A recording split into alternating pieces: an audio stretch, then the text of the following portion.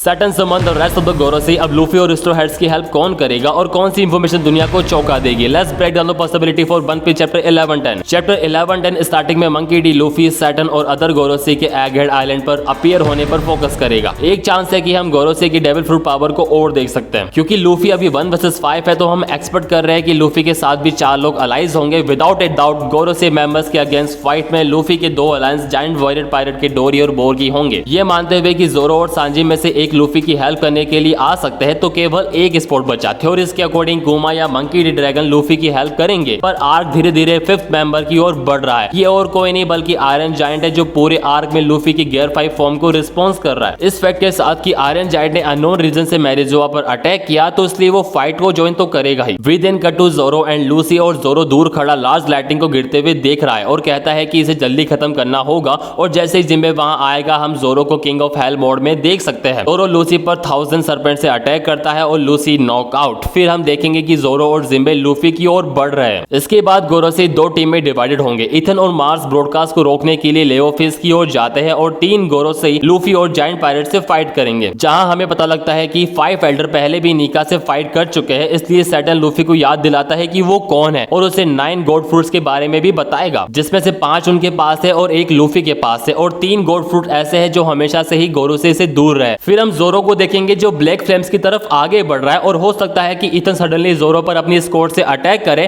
और जोरो इथन को आगे जाने से भी रोक सकता है। वेल, एक और थ्योरी है, right now things of Egghead look incredibly dire, और लूफी के लिए हर किसी को अकेले हैंडल करना मुश्किल है। इसलिए लूफी जो अभी सबसे अच्छी चीज कर सकता है वो है पीछे रहकर और स्ट्रॉ हैट्स को जाने के लिए कहना, और डोरी और बोरगी लूफी की हेल्प करेंगे। सबसे ज्यादा पॉसिबिलिटी है कि स्ट्रॉ हैट पायरेट्स को लूफी के बिना ही एगहेड छोड़ना पड़ सकता है, क्योंकि अगर लूफी वापस सनी की ओर जाएगा तो सभी गोरोसी लूफी के साथ उसके क्रू पर भी अटैक करेंगे।